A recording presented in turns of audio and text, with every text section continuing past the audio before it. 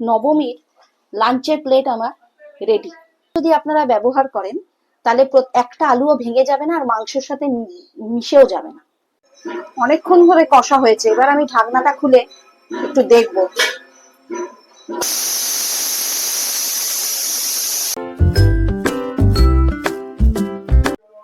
নমস্কার, সুলতার ঘরে বাইরে চ্যানেলে সবাইকে স্বাগত জানাচ্ছি। আজকে মহানবমী, তাই খাসির মাংসের পাতলা ঝোল রান্না হবে। আগে জানাই মহানবমী প্রীতি, শুভেচ্ছা ও ছোটদের অনেক আশীর্বাদ ও ভালোবাসা। আপনারা ভিডিওটা পুরোটা দেখতে থাকুন। প্রথমে কড়া বসিয়ে তেল দিয়ে দিয়েছি, এর মধ্যে ফোড়ন দিলাম তেজপাতা, শুকনো লঙ্কা, একটু ছোট এলাচ আর কটা লবঙ্গ। মোটামুটি তেলটা গরম হয়ে গেছে, এবারে কুচিয়ে রাখা পেঁয়াজ আমি দিয়ে দিচ্ছি।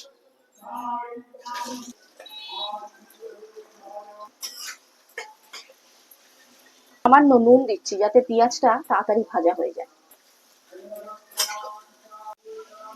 পেঁয়াজটা আমার মোটামুটি ভাজা হয়ে গেছে, আদা রসুনের পেস্ট দিয়ে দেবো।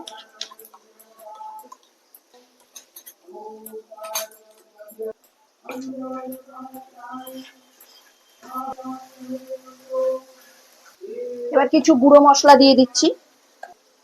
ধনে গুঁড়ো 3-4 চামচ দেব, কারণ আমার মাংসটা অনেকটা। লঙ্কার গুঁড়ো, হলুদ গুঁড়ো,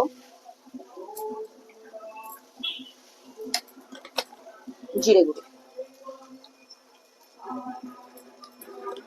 পরিমাণ মতো নুনটাও দিয়ে দেবো এখানে।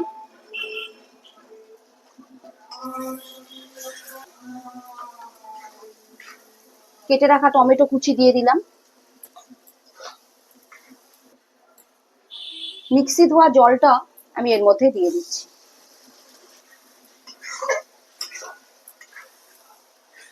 একটু চাপা দিয়ে কষতে দিচ্ছি।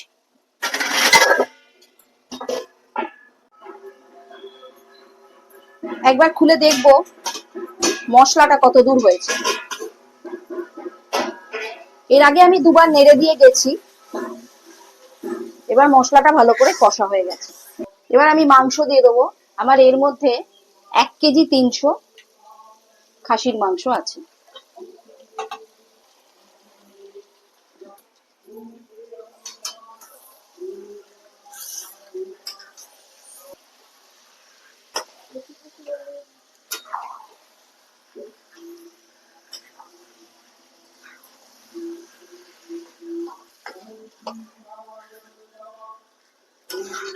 চাপা দিয়ে কষতে দেবো।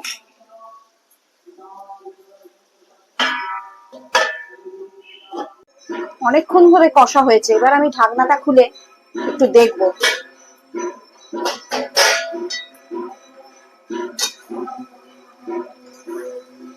আমি এর আগে 2-3 বার নেড়ে দিয়ে গেছি, কষাটা হয়ে গেছে মাংস। এবার এতে দিলাম গরম মশলা,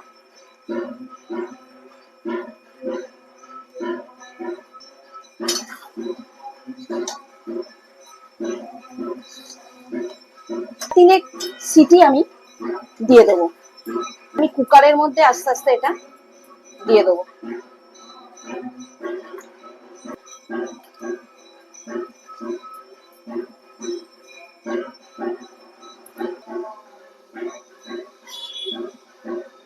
আমি এখানে গরম জল এই কড়াটায় বসিয়ে দিচ্ছি।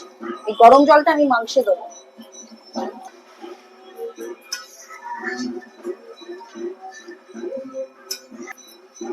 জলটা গরম হয়ে গেছে, আমি এবার নিয়ে এটাকে কুকারের মধ্যে দিয়ে দিচ্ছি।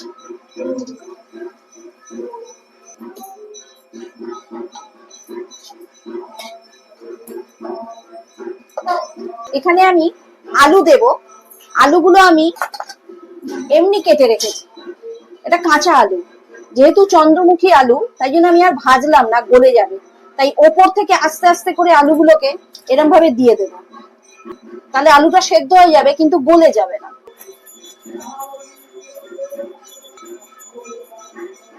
এতে আলুগুলোর ভেতরে মশলাও ঢুকবে, সুন্দর সেদ্ধও হয়ে যাবে, অথচ গলে যাবে না।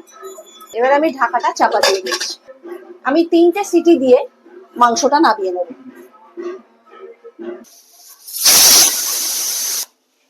3টে সিটি পড়ে গেল, আমি এবারে গ্যাস অফ করে দিচ্ছি।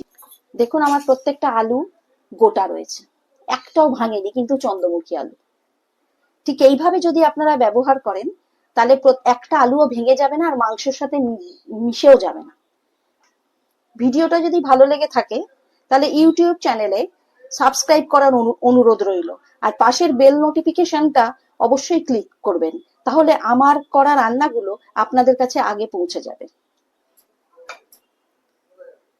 নবমীর দিনের খাসির মাংসের ঝোল আমার রেডি হয়ে গেল। নবমীর লাঞ্চের প্লেট আমার রেডি। ভাতের সাথে পাতলা খাসির মাংসের ঝোল, সঙ্গে লেবু।